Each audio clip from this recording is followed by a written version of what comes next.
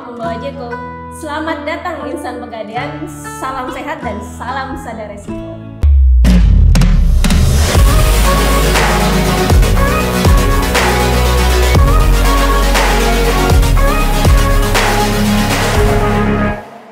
Yang kita harus menjadi benar-benar sebagai role model. Gerbang terakhir pencegahan fraud itu ya di SP. Dengan podcast ini kita akan menjangkau bagaimana menyampaikan informasi dari yang generasi 70-an yang seangkatan saya ini kepada generasi yang milenial. Seorang deputi bisnis harus bisa menjadikan dirinya sebagai role model, sama-sama mengerucut menuju ke kemajuan perusahaan. Jadi tidak mesti harus sama, karena untuk menuju kemajuan perusahaan ini banyak jalan menuju Roma. Tentunya Bapak memiliki program-program terkait pencanangan anti fraud. Semangat untuk ganyang fraud, semangat untuk tidak melakukan fraud, semangat untuk menjaga keluarga, semangat untuk menjaga teman, semangat untuk menjaga kredibilitas diri sendiri dari perusahaan. Sepakat kita harus ganyang fraud.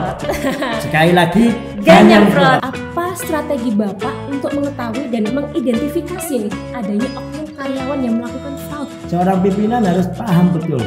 Istilahnya kalau dalam dunia peran itu know your employee. Jadi bukan hanya know your customer, tapi know your employee. Jaga diri, jaga sesama, dan jaga perusahaan. Be aware, no fraud, keep fight to the top. Salam akhlak.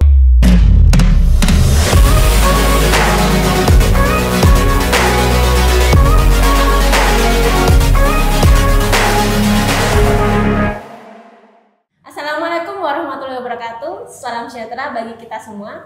Om Swastiastu, Namo Buddhaya, salam kebajikan. Untuk menambah semangat kita kali ini, izinkan saya berpantun terlebih dahulu ya. Gebetan datang pukul 9, tidak lupa membawa Jeko. Selamat datang Insan Pegadaian, salam sehat dan salam sadar resiko. Selamat datang di podcast Pegadaian Kanwil Surabaya episode 3. Perkenalkan, saya Winda yang akan menjadi host pada episode kali ini. Podcast ini dibuat sebagai media edukasi untuk meminimalisir fraud.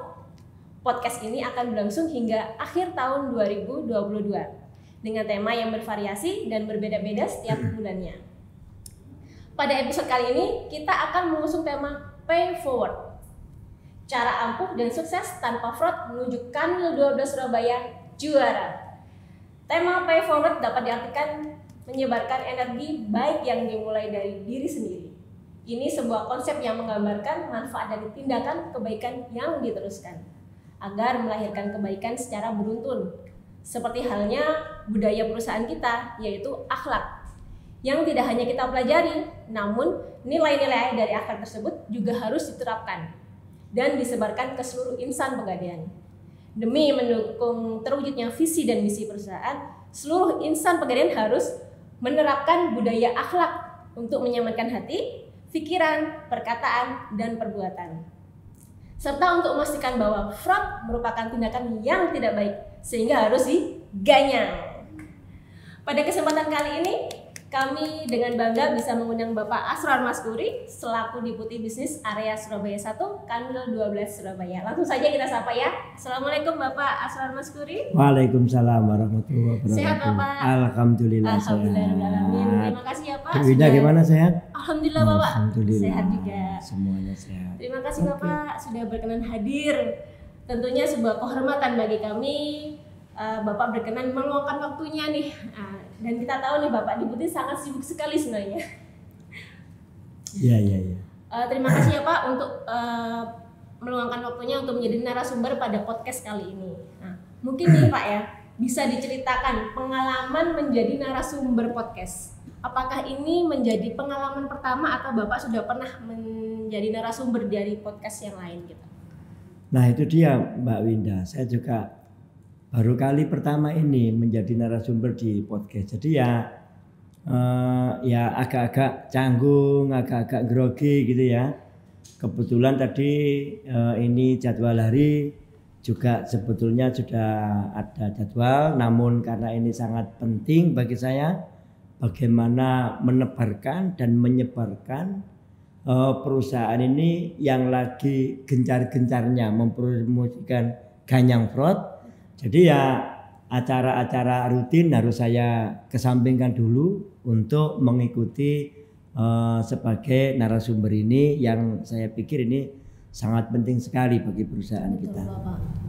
Demi kemajuan perusahaan kita ya Pak ya. Betul ya. Bisa diinfokan sedikit nih Pak, perjalanan karir Bapak selama ada di Pegadaian nih. Mungkin berapa lama ada di Pegadaian, lalu bagaimana sih Pak saat di Pegadaian seperti itu?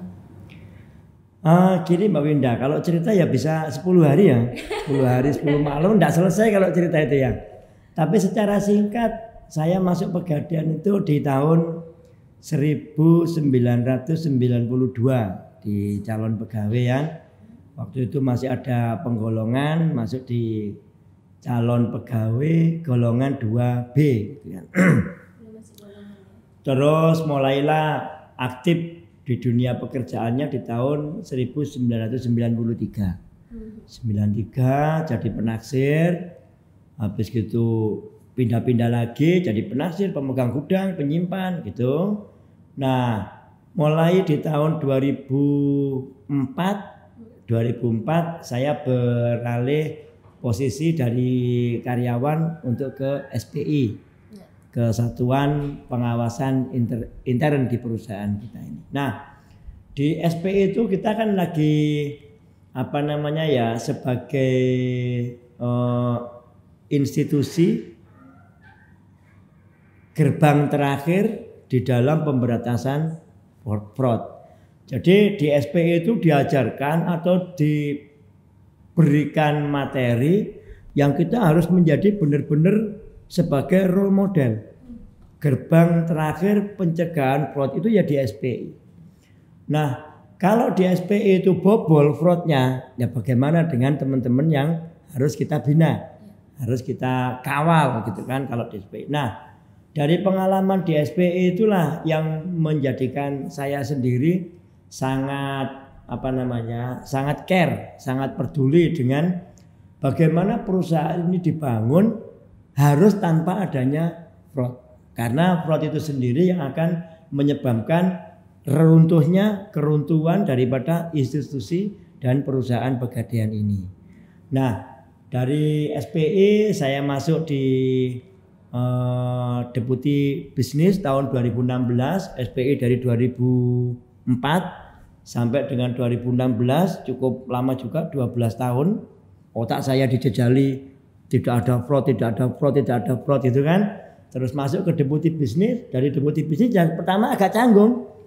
Gimana ini kita menjalankan bisnis operasional yang mindset otak saya adalah tidak adanya penyimpangan. Nah, mulailah kita kita cari diskusi dengan teman-teman. Oh, ini SOP-nya seperti apa? Saya harus melakukan bagaimana supaya bisnis ini tumbuh dan tidak melanggar daripada SOP. Nah, mulai itu terus kita usahakan, kita latih, kita ajak teman-teman bersama para pemimpin cabang khususnya waktu itu untuk berpikir bagaimana ini ada SOP, terus kita bisnis harus jalan tanpa harus melanggar SOP dan tidak melakukan fraud. Nah, alhamdulillah dari area-area yang dari mulai di Balikpapan, di Tanjung Priok, di Probolinggo, dan insya Allah nanti di Surabaya 1 ini kita berusaha bersama-sama untuk menghindarkan diri kita masing-masing dari perbuatan fraud yang bisa merusak keharmonisan pribadi, merusak keharmonisan rumah tangga, merusak keharmonisan pertemanan, dan meruntuhkan daripada organisasi Pegadaian yang sudah sangat besar ini. Gitu Mbak Winda kira-kira. Baik, terima kasih. Wow. Kalau tadi saya dengar itu Bapak pernah menjadi SPI ya, Satuan Pengawas ya Pak? Iya, berarti betul. memang sesuai ya dengan tema yang kita angkat episode kali ini. Kayaknya begitu. Podcast ini merupakan salah satu program dari Ganyang Fraud ya Pak ya. Iya. Bagaimana pendapat Bapak nih terkait adanya podcast sebagai media yang terkait dengan pencegahan fraud ini Pak? Gini Mbak Winda ya, di Pegadaian ini kan dari sisi usia karyawan-karyawan kita ini kan ada gap ada gap yang sangat ada jarak yang sangat luas gitu kan. Angkatan saya ini 92 itu akan sama usianya dengan angkatan 2000. 92, 95, 97, angkatan 2000 itu umurnya sama.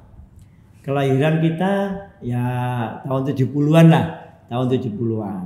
Nah, setelah itu jauh pegadaian ini tidak ada angkatan lagi.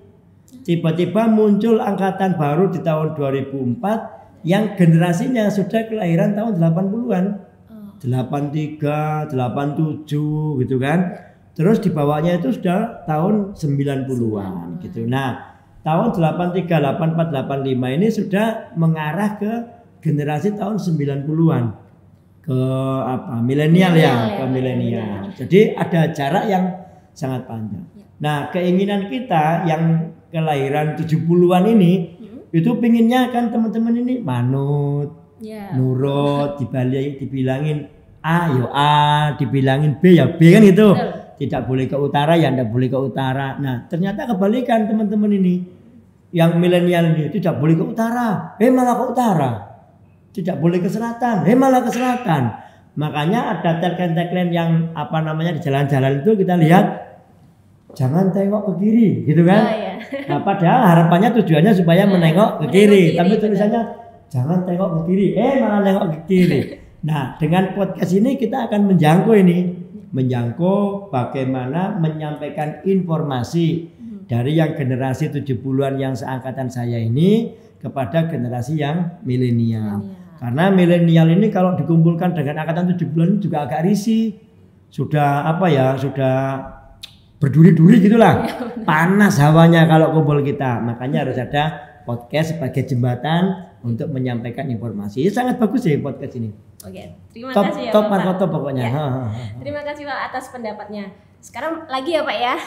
Menurut Bapak, apa sih peran dari Deputi Bisnis ini dalam pencegahan atau pemberantasan fraud di unit kerja Pak? Aduh, ini sudah mulai agak serius ini. Iya benar. Saya tak napas dulu ya. Iya. Jadi begini Mbak Winda. Di BUMN kita sekarang itu kan budaya perusahaan itu sudah ke budaya akhlak. Oke.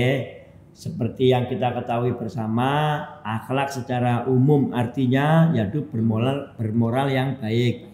Akhlak. Tapi di dalam perusahaan ini adalah akhlak itu ya amanah, terus kompetensi, terus harmonis, terus loyal, terus adaptif, terus kolaboratif. Nah, sebagai seorang deputi bisnis yang membawai unit Surabaya 1 ini ada 256 karyawan dari 12 unit, dari 12 kantor cabang. Yang keseluruhan itu saya mempunyai 86 outlet unit. Belum lagi ditambah nanti departemen gade, departemen non gade, CBM-nya ada 8, berarti ada 86 ditambah 8, 94 ditambah 2, itu 96 outlet. Banyak sekali Pak ya. Ya lumayan lah banyak. Malah gerbongnya ini sudah kereta api yang gerbongnya sangat besar. Oleh karena itu deputi bisnis ini di dalam memegang amanah gitu kan. Yang tadi budaya akhlak yang pertama kan amanah. Ya. Seorang deputi bisnis harus bisa menjadikan dirinya sebagai role model. Sebagai seseorang yang menjadi contoh bagaimana penerapan amanah yang baik. Oleh karena itu saya berusaha, 1, jam kerja saya tidak pernah terlambat. Yang kedua, pulang kerja saya tidak pernah pulang lebih dulu. Hari Sabtu saya berusaha untuk tidak meninggalkan kantor. Karena memang jam kerjanya deputi dari Sabtu. Nah, terus dari sisi kompetensi. Nah, kami sebagai deputi bisnis akan mengajak teman-teman yang lain untuk meningkatkan kapabilitas, akan meningkatkan kemampuan, terus belajar, memberikan pengajaran, termasuk di jajaran deputi yang saya pimpin ini, yang teman-teman yang muda-muda itu saya ajari bagaimana membuat BMC gitu kan, menganalisa suatu permasalahan, menganalisa suatu peluang dengan cara-cara yang bagaimana ini tidak melanggar daripada budaya kita, akhlak gitu kan. Nah, itu yang kompetensi. Terus yang harmoni. Kita berusaha untuk masuk ke seluruh outlet. Saya dalam 2 minggu ini terus menggalang koordinasi dengan teman-teman outlet untuk menjadi bagaimana membentuk suasana yang harmonis. Kita membicarakan sesuatu yang santai namun serius, mengedepankan bagaimana supaya perusahaan ini maju dengan tidak melanggar aturan. Tetap kita dalam koridor-koridor yang wajar, sebagai yang wajar tadi itu dalam memenuhi bagaimana unsur syarat 3E, ekonomis, efisien, efektif dan ekonomis. Jadi efektif, efisien dan ekonomis. Tentu 3 ini yang kita pegang, nanti insya Allah akan bisa terhindar dari fraud. Nah, loyal, ya ini kita keliling ini juga sebagian daripada loyalitas seorang deputi yang meluangkan waktu untuk menyapa teman-teman yang ada di bawah, yang ada di satuan outlet yang paling kecil gitu kan. Kita datangi supaya juga menumbuhkan sifat atau rasa loyal teman-teman terhadap perusahaan yang minimal ya kepada area Surabaya 1 lah minimal ya, karena kita bicara di Surabaya 1. Nah, adaptif, saya terus memancing teman-teman untuk bagaimana ayo kita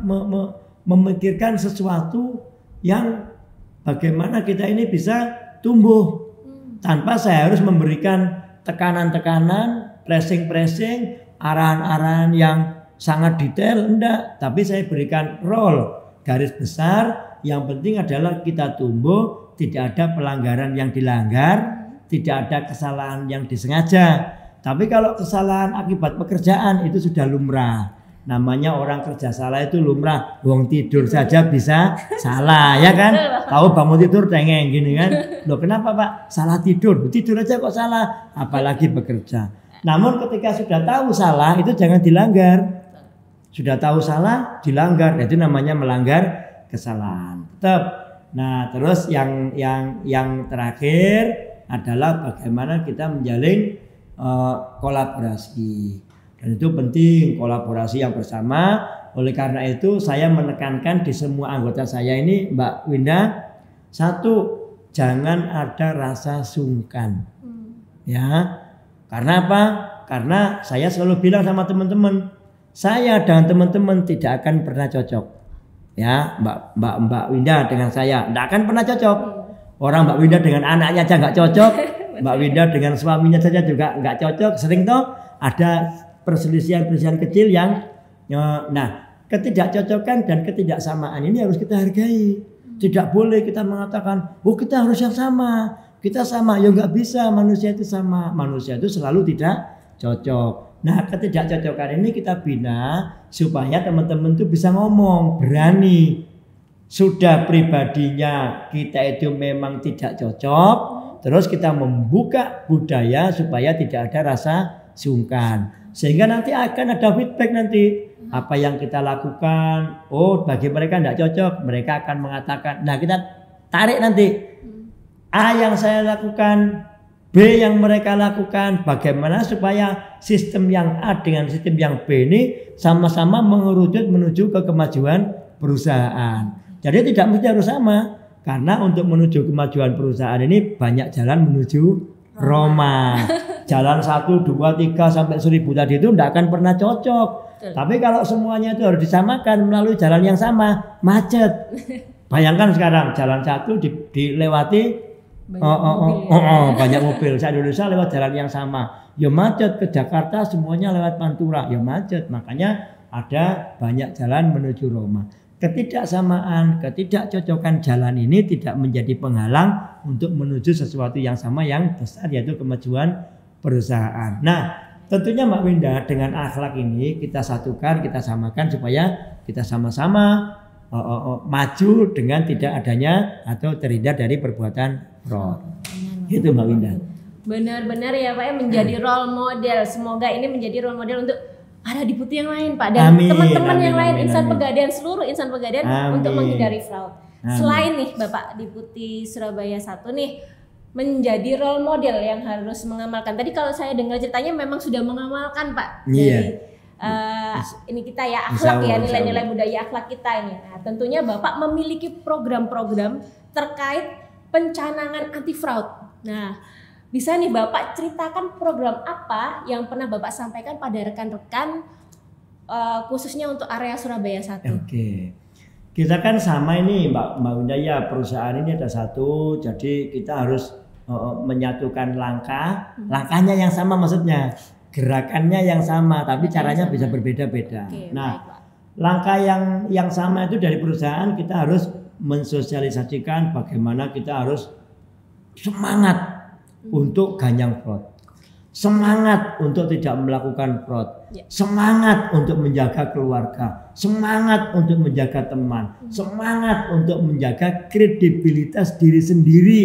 Karena kalau sudah fraud itu Mbak Winda, kita nanti akan tercederai diri sendiri dan sangat sulit untuk mengembalikan itu.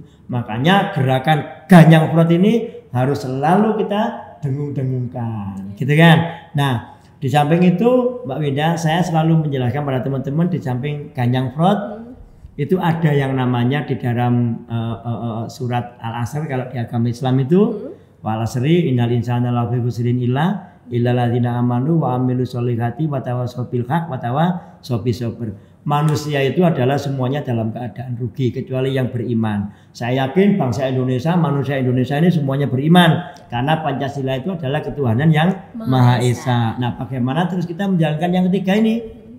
Kita berbuat baik kepada sesama, artinya kita tidak berbuat jelek. Ya, yang penting kita tidak berbuat jelek pada sesama, pada perusahaan, pada keluarga, pada teman, pada pekerjaan dan lain sebagainya. Yang kedua adalah kita berbuat benar. Yang penting kita tidak berbuat salah. Sekali lagi, tak ulang lagi, tidur aja bisa salah, apalagi bekerja. Tapi kesalahannya tidak disengaja. Tapi kalau kesalahan disengaja itu fraud. Kita jangan melakukan perbuatan salah. Yang penting kita tidak melakukan perbuatan salah, kita berusaha harus melakukan perbuatan benar. Yang kedua bersabar. Bersabar dan tidak melampaui batas. Jadi manusia itu akan terus saya dengung-dengungkan ini, kita harus berbuat baik, berbuat benar, dan bersabar dan serta tidak berlebihan. Insya Allah ini akan sejalan dengan seirama dengan gerakan perusahaan yang ganyang fraud tadi. Begitu Mbak Winda. Boleh diulangi Pak untuk pengucapan ganyang fraudnya yang biar lebih ini semangat gitu Pak. Oke, ganyang fraud gitu Pak. Iya, jadi kita harus dari perusahaan sepakat kita harus ganyang fraud. Sekali lagi ganyang fraud. Sekali lagi ganyang fraud. Supaya kita terhindar dari permasalahan pribadi, permasalahan keluarga, permasalahan pekerjaan dan permasalahan perusahaan secara keseluruhan. Amin. Itu Mbak Winda. Amin. Luar biasa banget ya Pak ya. Semoga di tahun 2022 ini jumlah kejadian fraud semakin berkurang ya Pak. Dan semoga di tahun-tahun selanjutnya bisa mencapai zero fraud. Iya. Nah Mbak Winda, terkait dengan zero fraud ini kita harus selalu mengajarkan kepada teman-teman ini untuk bisa mengukur dan memitigasi risiko. Itu juga harus kita pahamkan. Nah, dalam proses saya ke teman-teman cabang juga kita pahamkan. Makanya tadi saya mengajak teman-teman untuk bagaimana memahami SOP, terus bagaimana kita menjalankan perusahaan ini supaya tercapai tujuannya dengan tidak melanggar SOP yang ada. Itu akan ada pekerjaan sesuatu yang sifatnya mitigasi risiko dan menganalisa risiko. Itu saya ajarkan terus kepada teman-teman begini. Itu yang perlu diajarkan Bapak sebagai role model dan sebagai guru untuk para insan pegadaian, apalagi yang lagi menonton nih saat ini gitu. Berikutnya ya Pak ya. Iya. Ada pepatah nih mengatakan bahwa kejahatan bisa terjadi karena ada niat dan kesempatan. Nah, sebagai deputi bisnisnya, apa strategi Bapak untuk mengetahui dan mengidentifikasi nih adanya oknum karyawan yang melakukan fraud? Nah, itu dia Mbak Winda. Jadi seorang pimpinan itu tidak hanya mempunyai visi untuk memujakan perusahaan, tapi seorang pimpinan itu harus juga mengetahui atau memajukan karyawannya. Untuk bisa memajukan karyawannya ini ya, misalnya Mbak Winda ini, untuk bisa memajukan Mbak Winda, saya harus tahu ini siapa Mbak Winda itu, bagaimana kehidupannya Mbak Winda itu, bagaimana terus apa namanya di luar kantornya, apakah mohon maaf ini ya glamor, terus berfoya-foya kan begitu. Jadi seorang pimpinan harus paham betul istilahnya kalau dalam dunia barat itu know your employee. Ya, jadi bukan hanya know your customer, tapi know your employee. Jadi karyawan kita ini harus kita kenali minimal ya itu tadi di luar kantor ini siapa temannya, gitu kan? Terus pergaulannya seperti apa, boros atau tidak, kehidupannya bagaimana. Nah di dunia sekarang kan medsos itu. Nah di medsos ini 5 teman akrabnya dia yang selalu dia chat itu siapa? Circle-nya ya Pak? Dalam lingkungan kecilnya dia itu siapa? Jangan sampai nanti kebobolan, sudah istilahnya sudah glamor banget, sudah poya-poya banget, tiba-tiba sudah meleduk gede gitu kan? Harus kita kenali dari awal, gitu Mbak Winda. Jadi kayak ini ya Pak ya, know your employee itu seperti portofolio ya Pak ya? Portofolio dari yang harus kita teman ya atau karyawan kita gitu ya Pak ya. Oke, baik. Portofolio daripada teman-teman kita itu. Baiklah Pak. Lalu tindakan apa Pak yang akan Bapak lakukan jika ada oknum yang melakukan fraud Pak? Sebetulnya ada dua ya Mbak Winda ya. Ada pra, ya kan? Kalau yang pra tadi itu ya tadi kita berusaha menyapa, bahkan teman-teman milenial itu sekarang kalau ketemu dengan saya bukan lagi salaman, tapi sudah tos teman-teman itu kan. Nah kita menciptakan itu tuh supaya ada pra-nya tadi, pra untuk mencegah teman-teman ini fraud. Terus ada pasnya. Nah apabila sudah terlanjur fraud, kita lihat ini fraudnya seperti apa sih? Apakah sudah gede atau masih bisa dimitigasi? Kalau masih bisa dimitigasi dan bisa dibina, itu yang kita bina. Namun demikian, case-nya kan ada dua ini ya, ada case, ada mental. Case-nya itu tetap kita lewatkan jalur resmi perusahaan, masuk ke SPI. Itu case-nya. Nah, mentalnya sebagai pribadi itu harus kita dekati, kita bina. Karena seseorang ini Mbak Winda dilahirkan ini dalam keadaan semuanya baik. Tidak ada seseorang itu dilahirkan dalam keadaan jelek. Karena Tuhan itu maha baik. Jadi semua ciptaannya baik. Dan orang juga kepingin baik. Tidak ada orang kepingin jelek. Semua orang kepingin baik. Nah itu kita dekati. Tentu ketika dia melakukan perbuatan yang jelek ini ada situasi, ada kondisi yang menyebabkan dia melakukan itu. Tapi sesungguhnya dia berharap dirinya menjadi baik. Nah itu kita dekati untuk dia bisa menjadi baik. Gitu Mbak Winda. Jadi pertemanan dan keakraban itu sangat penting antara pimpinan dengan anggotanya. Sehingga saya bilang sama teman-teman, kita ini sama. 3 hal ini 2 yang sama. Yang satu sama-sama manusia. Saya dan kasir sama-sama manusia. Yang kedua sama-sama karyawan Pegadaian. Saya dan satpam sama-sama karyawan Pegadaian. Yang membedakan satu, hanya kertas 1 lembar yang diberikan direksi.